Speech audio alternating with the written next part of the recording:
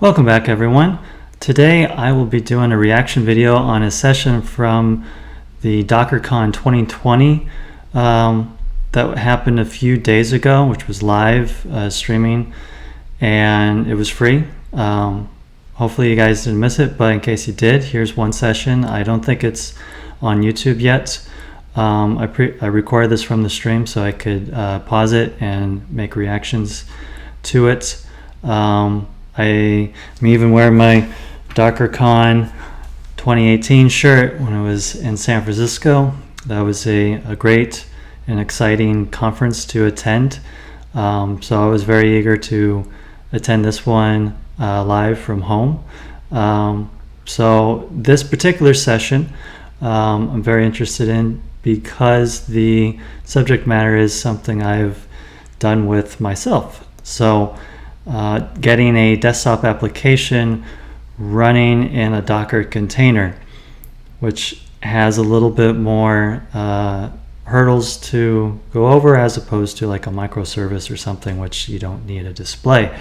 So I'm curious to see how he approached this problem, and yeah, let's get to it.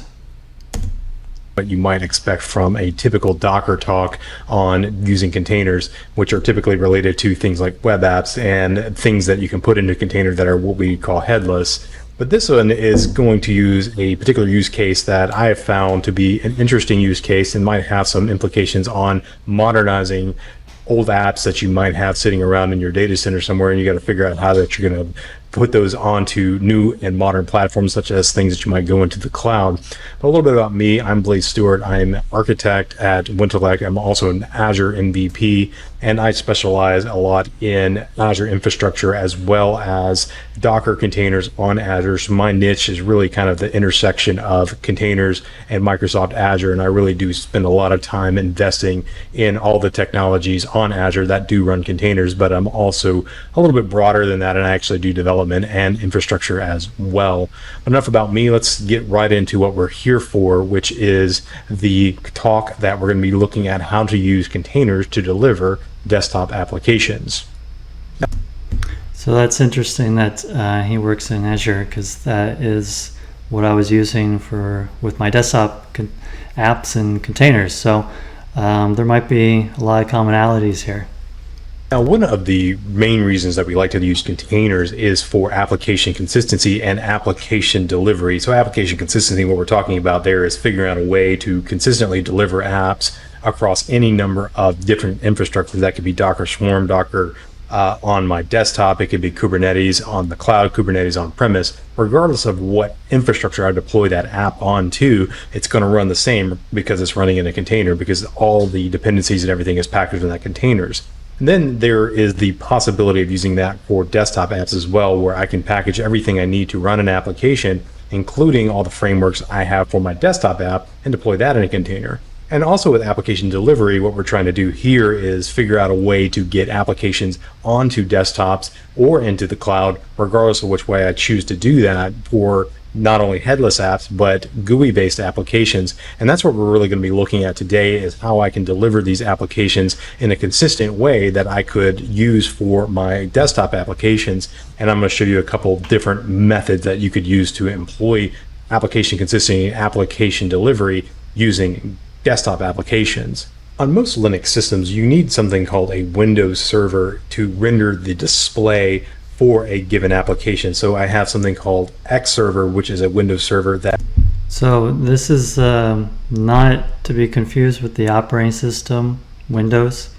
He's talking about the Windows of like your desktop and your applications. So just to clarify there, that can interact with applications. In most cases, X is the case for the window manager on most given Linux-based systems. And the application will interact with that X server, writing and reading input from it. X is then responsible for receiving input from your peripherals, things like your mouse and your keyboard, and it sends that information back to your application.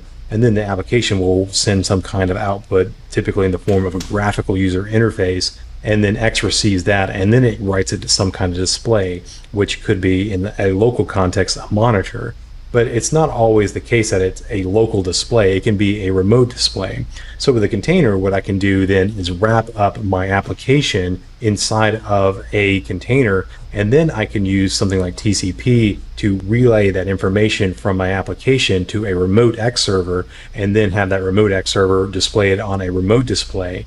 So in a demo I'm going to do here in just a minute, we're going to set up an X server on Windows, and then I'm going to use a Linux-based app inside the container to relay that information back to an X server on Windows, and then I'm going to use my keyboard, mouse, and monitor on Windows to display that application. So it's going to feel more like a native Windows application. However, it's actually going to be running in a Linux-based container on another system, which in this case would be a virtual machine created by Docker Desktop. Okay, so Windows this time means the OS. For this demo, I'm going to start with this Docker file, and it's an Ubuntu-based image that I'm using a couple apt-get commands and this run command here to install AbiWord, which is a word processor. And I can start AbiWord with the simple command AbiWord, and that will launch this word processor. So I chose this app because it's very easy to install on Ubuntu, and it makes for a very clean Docker file too. And I can use this for this demo. So I need an X server to communicate with, though, because this isn't installing an X server. I need that X server to be available. So I'm going to start the. So normally you would specify the version on the first line here of what Ubuntu image you want. So I guess he doesn't. It doesn't matter for this demo, but yeah, you could specify like 1804 or something. Server down here in my Windows host, and to do that I'm going to launch VCXserve, which is a project on SourceForge that you can go out and download and install it just like any other Windows application. It's pre-built binary, you don't have to compile it. And I'm going to use Xlaunch here, and I'm going to walk through this wizard and basically take the defaults in the first two screens, use multiple windows, start new client, and then I'm going to check this box, disable access control, because I'm running in a local context. If I was running this in a network I didn't trust, I'd probably want to enable that and then set up my container to use secure connections. But for this local context, this should be fine. And then I'm going to click next and then click finish. And then that's going to start my X server, which is down here in my tool tray now. Now with this particular Docker file, I can then launch a command prompt to build it. So simply run docker build and tag the image AbiWord, and then use the local Docker file. It's using cached images here, so I don't have to sit here and wait for it to build. But then I can use docker run, and I'm going to specify a few options on the docker run command so that it makes it more realistic. So first one I'm going to use is a volume. So I'm going to basically mount my C drive into this container so that I can access files inside of this word processor that will be written to my host file system here. So to put that, I'm just going to use C-drive in the root of my container, and then I'm going to specify. So that volume there looks a little funky because it's going from a Windows location, which is the backslash, to inside the container, which is Ubuntu. So that's /. So that's why those slashes kind of look a little funny there. And then the colon in the middle, separating the two paths. Environmental variable. Now I need to do this so that my application knows where to write the actual output to whatever X server I'm doing. So in this case, I'm going to use the TCP base output that is supported by most X servers, and I'm going to specify my IP address for this particular virtual machine. Now the thing after the colon is the index of the display server, which in my case is 0. So I'm going to use the first available X server. I could actually run multiple X servers in this context if I wanted to, but I'm going to use this one right here, which is the only one I have running. And then I need to specify the image, which is AbiWord, and that should be everything I need to actually launch this application.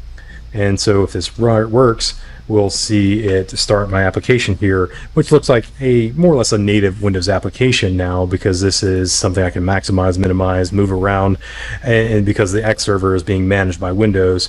And now if I wanted to open up a file, for instance, I can then browse out to my C drive, which is mounted here, come down here to my users, Blaze, and maybe I have something in my documents. There's a file here that I used in another demo I was doing with this same Docker file, and I can save that, save it out, or I can save as or something like that, and save it as this one. Sure, overwrite it, and then I can exit this application. I can quit, and then it's going to exit my container. So it's actually waiting for AbiWord to exit, and so my container terminates and it's no longer running. So this is a very basic demo of how you can set up a application like AbiWord to run on a remote X server, which is very convenient for running a lot of Linux apps inside of a Docker context. There's another possible architecture that you can use for this, and it looks something like this, where you have a application that is running in some kind of context, and it's communicating with a local X server. So this local X server is running on the same host as your application.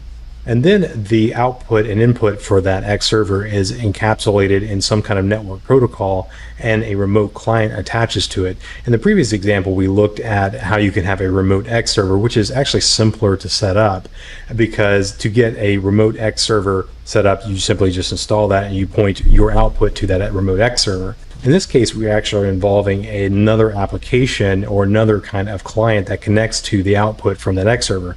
And that client then is actually taking the output from your peripherals or the output from the actual application and putting that onto a local display.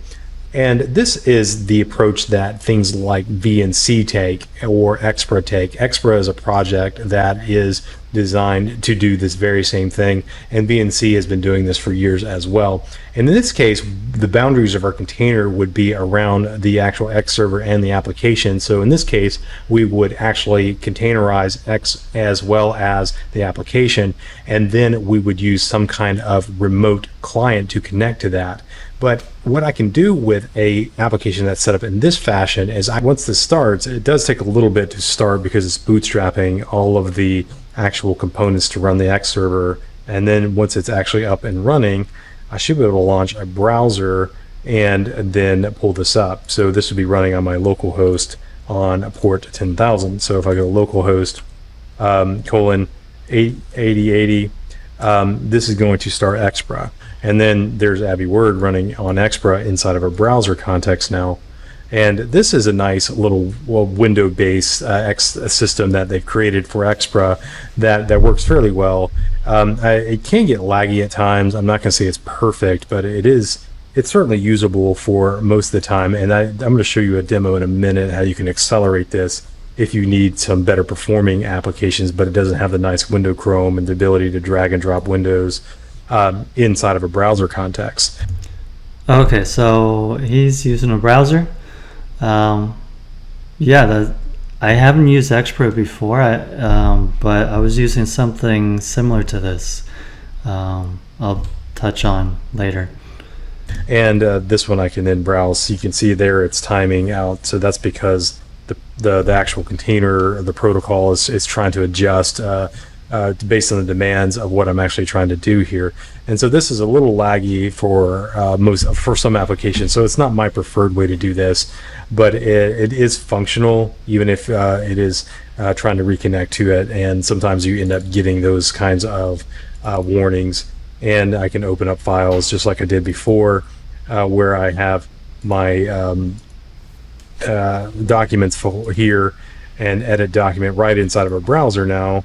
And this particular one should open up my file here, and there it is. So it is a little slower than what I would hope it to be, but Xpra does work and it's simple to use. I want to show you another approach to what we just saw with Xpra, and Xpra is an all-in-one package, so it does basically everything for you, and all you need to do is set it up. This approach uses VNC to do basically the same thing, but it's more piecemealed in that it uses a bunch of different projects to ultimately render the actual application in a browser. And this one is a lot more performant though, because I can take advantage of things like OpenGL, and the animation ends up being a lot more smoother in the browser than it was with Xpra. I don't get the kind of lag that I get with Xpra. So this stack looks like this, and I'm going to show you this stack because it is not exactly clear when you see the Docker file. So basically, it starts with the app, and that could be any application that is a GUI-based application in Linux. And then on top of that, you have something called a window manager, which in the context of the Extra demo that we saw, that was the window Chrome. And in this case, I'm going to be using a window manager called Rat Poison. Rat Poison? Where do they come up with these names? Which is actually designed for a keyboard-based window manager that allows me to use keyboard commands to maximize, minimize, move around windows and things like that. And so it's very bare bones and very minimal, so it's very lightweight, and which is more ideal for containers. And then the Rat Poison, along with the app, interact with the X server. And the X server is what Xpro was providing for you, and we've seen X server outside the container already as well. And then once I have the X server external as installed, along with Rat Poison in my app, I can actually write the output from my X server to something called a virtual frame buffer, which is essentially like a virtual video card. So it has a virtual memory that it uses to be the output for the actual graphics that get written by the X server and the compositor and all of those things that are below it in the stack.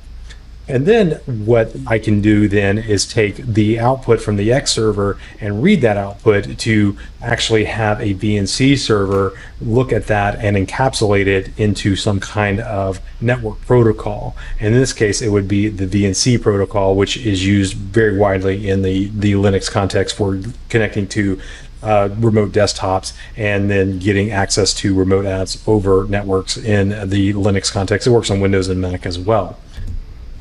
Turbo VNC is what I used for VNC for my apps as well. So yeah, looks like we had some similar ideas. But once I have Turbo VNC, I can't natively run a VNC client in a browser, so I need to wrap that with something, and that's where the next piece comes in, which is something called WebSockify, which basically can take any kind of TCP stream and then wrap it up in a WebSocket, which then can be used to serve up to a browser application, which then can be consumed by some kind of HTML5 client, which in this case is going to be a product called NoVNC. Okay, that's exactly what I used. So yeah, so because it's HTML5, it works on basically any browser. So it'll work on Edge in Windows, it'll work on Chrome or Firefox on Linux, it'll work on Safari on iOS, or like it'll work on pretty much anything. I mean, it worked on my 7-year-old's tablet.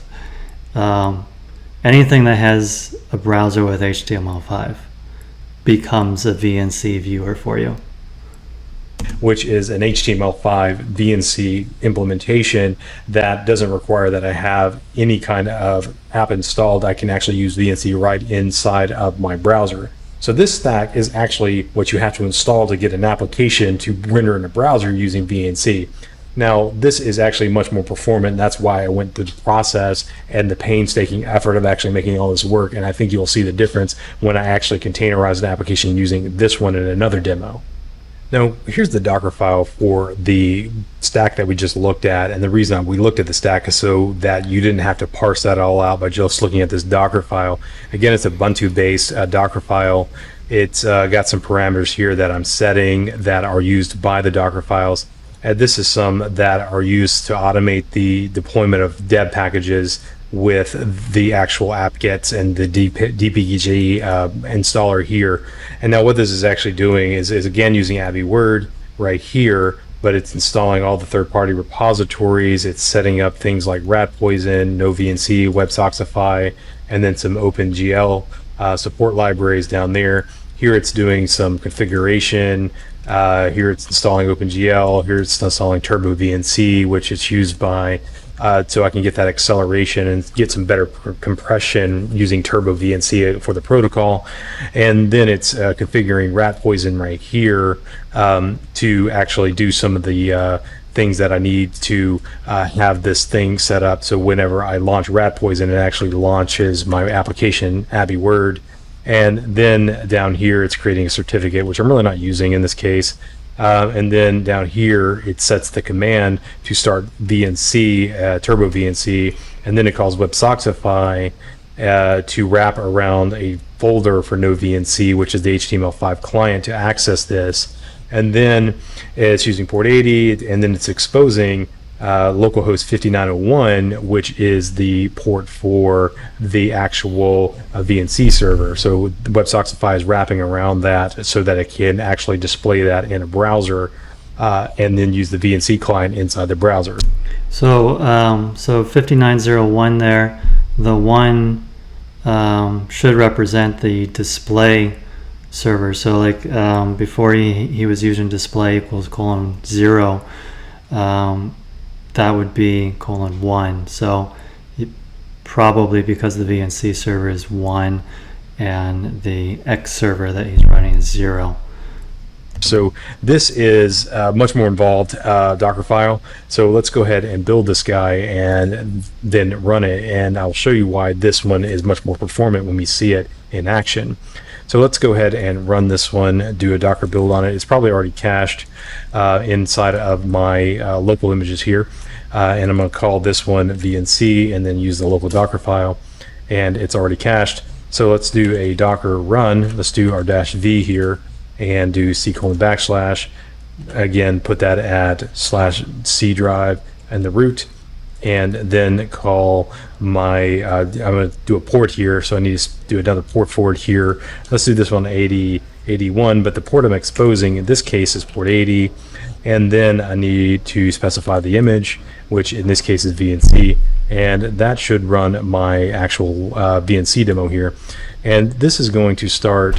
So when he runs these Docker commands, I mean, this is on Windows.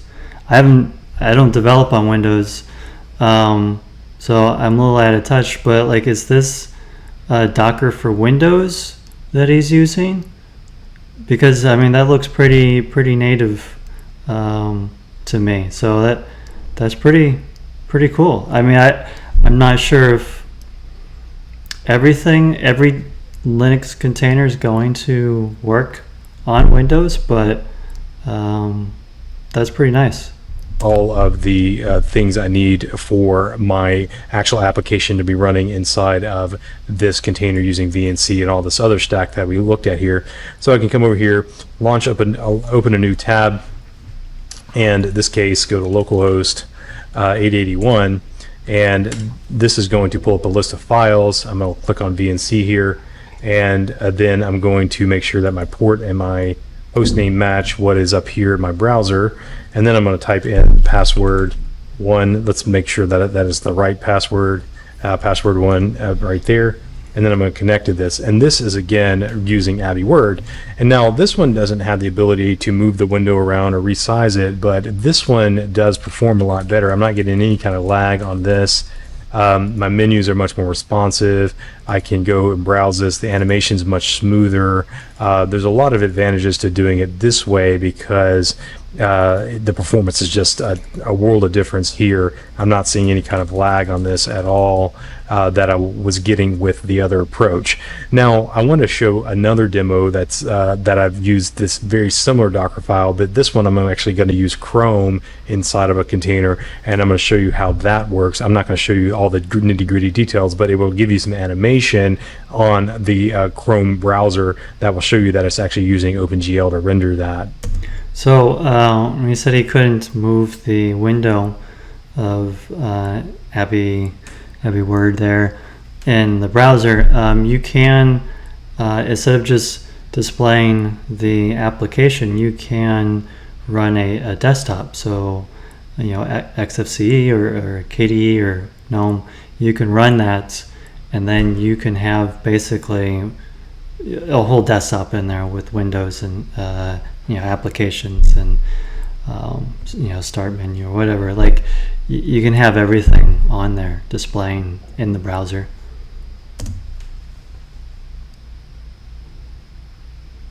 So here is the Docker file for Google Chrome. It's basically the same one that I had before, but instead of installing AbiWord, I'm actually installing Google Chrome here to do the actual. So here's the Docker file for Google Chrome. It looks a lot like the one we just looked at. The main difference is that this one is installing Google Chrome instead of installing Abbey Word. So I'm doing some additional steps to get the repository for Google and then the So here's the Docker file for Chrome. This one is a little bit different than the one we saw just a minute ago, but basically the same flow. This one I'm actually downloading Chrome and then installing it here using apt-get commands, and then I am then configuring this particular container to use Google Chrome here in a Node sandbox mode because I'm running as root. I probably shouldn't do that. I'm in a real world application. I'll probably want to run something that is more secure, but in this case, I'm running it as root. And then I'm doing the actual launch just like I did before. Everything is pretty much identical in this particular Docker file as the one we saw with Abbey Word. The main difference is this one is running Chrome. So again, I can build this one. Let's go Docker.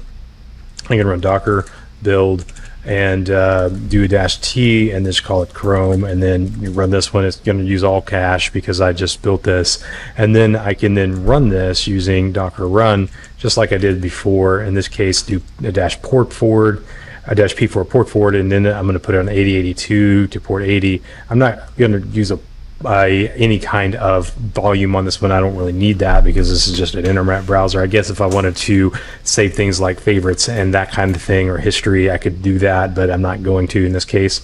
And let's just call it Chrome. And this is going to start the Chrome on port 8082. And then I can launch a new tab here in my browser and connect to this on localhost. So 8082 VNC, let's just skip right to the actual page. And then I can type in the password right here and connect. And this is the launch screen for Chrome. So it's going to ask me, hey, make Chrome your default browser, etc. Click OK here.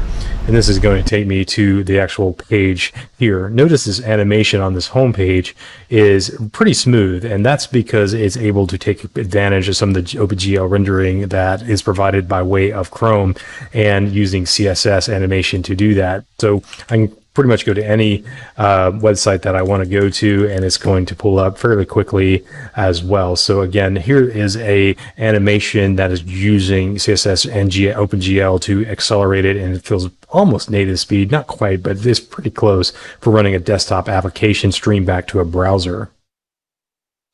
There are two caveats I would like to point out to this. This is for Linux only based implementations. Windows containers do not have the support for UI based applications in Windows containers. And there were some early attempts at this, but most of them were hackish, and today they don't really work in the newer versions. The second one I would make is this really isn't going to be useful for GPU intense applications that have graphical outputs. Now you can use GPUs in containers for things like AI, big data, for video rendering and those kinds of things, but you really need a way to capture the output for a display, and you can mount a GPU into a container and take advantage of it for GPU workloads, but you really need to be able to capture that display output and then stream it to something that can actually display it like a monitor. And that doing that all in a container would probably take you outside of the context really what a container would be useful for. This is really more oriented towards line of business applications that some of which will take advantage of OpenGL or GPU acceleration, and those generally will work okay, as we've seen with Chrome demo. But there is a... So I have tried using OpenGL in the container. So the project you need is a nvidia-docker project. Only works with Linux containers, but you can get access to the GPU, which I was able to do on a Azure VM, which had a GPU attached to it. He's correct though, like at a certain point putting everything in a container might defeat the purpose of what you're using the containers for normally. So I actually had an X server outside of Docker, which was using the GPU, and then within my containers for my applications, I can launch the VNC and use that with my application to get OpenGL working inside a container. And these containers, with this NVIDIA Docker project, you don't have to install an NVIDIA driver in the container. It uses the one that's on the bare metal, if you will. So you don't have to have any problems with driver incompatibilities with the versions. Question of old Windows apps, they're not out of the question. There are ways to make old Windows apps work on Linux and therefore make them work in Linux containers. And some examples might be like VB6, WinForms, Java, GTK, old browsers like IE 5, 6, and 7, or even Flash-based applications. And you can use some kind of either porting the code to a new framework or wrapping it up in something like Wine. So some possible approaches would be to migrate something like a WinForms app to Mono, which is an open source implementation of .NET, and they have the WinForms implemented more or less. Not everything's implemented, but you could maybe port the .NET application using WinForms to Mono. You could take advantage of cross-platform frameworks like GTK and Java for those kinds of applications. So if they're more oriented towards Windows, you can probably compile the code to run in Linux as well, and then take advantage of those cross-platform UI builders like Swing or AWT for Java, or GTK, which is used widely inside of the Linux space already. Or you can use Wine, which is a emulation environment for Windows-based applications on Linux. And what it attempts to do is provide a compatibility layer that translates Windows system calls into POSIX calls, and then you can then run your Windows applications on top of that. Now, this application or emulation is not a virtualization, so it's more of a compatibility layer, and it's not 100% compatible with all Windows applications. Some apps work great, some don't work at all, some of them work okay, some of them work in pieces, but if you click on this button it crashes. So Wine is one approach, and I do want to do a demo of how you can take an old app and port it to Wine. So let's go ahead and take a look at that now. For this demo, I want to look at this Docker file, and this Docker file installs Wine in a container and also installs Winetricks, which is an automation tool for doing a lot of things in Wine. I'm going to go ahead and launch this. He's got the Ubuntu version this time in his line 1. Built this container, so it's called Docker run, and I'm not going to do anything real fancy here. I'm just going to do -IT to get an interactive mode, and then I need to -E and then set a display so it knows where to write the output for the X server that I have running on Windows here.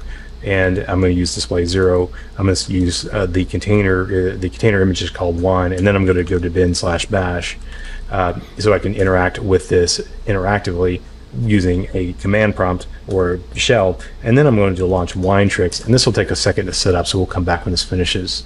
So Winetricks is up now. Now with Winetricks, you can select the default context here and then come into Winetricks. It's going to throw up a bunch of little dialog boxes, and this is where you can actually set up things inside of Wine in your container. And once you have everything set up, you can do that by selecting DLLs or frameworks such as .NET. In this case, I would install .NET or DLL. If I was using a specific version of a DLL, I can select that, like DirectX or whatever it might be. And I have everything set up. Then I would get out of Winetricks, and then I would copy my file from my mounted volume into my application. And I've already done this, so what I'm going to look at now is another little example here of a Docker file. So once I've copied everything over, and what I would do is exit the container, do a Docker commit against that container, and convert that container into a Docker image.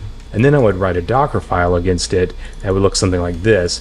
And with this particular one, I basically did a Docker commit, called it net35, and then set the command to do Wine against my app, which is the name of the exe that I would otherwise use for copying something over from Wine. So once I have that, I can very easily run this, and I think I've already built this one as well. So I can use this particular Docker container here, and if I go Docker images, I think it's called my app, and let's see what that looks like. And it's called not net35, TextPad, I think is the one I call it, SimplePad, that's what it's called. So if I go Docker run, and then I do -E, and I do my display variable again, and I do 192.168.255.134:0, and then I do SimplePad for my container that has this little text editor running in it, I can just simply launch that, and it should launch my little application that's running in Wine. And this is a .NET 3.5. That's a WinForms application that is running in Wine, but now it's in a and now it's in a container that I can then open a file and edit text file. It's a very basic application, but this allows me to have something inside of a Docker container that's actually a Windows application. So this is one way that you could do Windows applications inside of Docker containers and then have everything streaming back to an X server, or you could use the VNC or the Expert approach that we've seen already. So Windows application running in Wine that's inside a Docker container that's on Ubuntu and displaying it back to his Windows display. Thanks for coming to my session today. There's a few things we can do as follow-up. Of course, you can always follow me online at the One Mule on Twitter. I constantly post there and interact with folks. You can check out my YouTube channel, youtube.com/OneLuckNow. I post a lot of content related to Docker there, including some extended demos for what we've seen already today. You can check out my blog at www.blaze.net, and I blog about Docker and other things related to tech there, so you can definitely read about that. And you can find all of the demos that we have today, all the content related to that, so the Docker files and any other source files that we mentioned in this video at my GitHub repo at github.com/theonemule/DockerCon-demos. So thanks for coming to my session. I look forward to seeing you around the conference and in future conferences related to Docker or wherever that might be. All right, that was a very interesting session. A lot of commonalities from what he did here. I didn't do the Wine, didn't try Wine, but as far as his stack of Turbo VNC, Virtual GL, no VNC, I did all of that. Started using that stack a couple years ago, and then last year combined that with the nvidia-docker project. And put it on Azure VM with a GPU, and I was able to get a application that required hardware acceleration with OpenGL running on the VM, displaying it back through VNC and on a browser on any device. I was able to view and control the application from an iPhone, a tablet, a Microsoft Surface Touch TV, you name it. Basically anything that had an HTML5 browser, I was able to control that Linux only application. So that was very cool. So I encourage you to try some things out, like the Chrome, running Chrome inside a container. You can do that even for security concerns if you don't want to keep any of history for whatever reason. But yeah, this was a very good session. I'll be looking at some other DockerCon 2020 sessions, see what I have recorded, and see, hopefully they put some more of these up on YouTube for all of you. I'll put some links that he had in this last slide down in the description, and I hope you enjoyed the video. If you did, smash that like button and consider subscribing to catch future videos that I put out. Till next time, bye.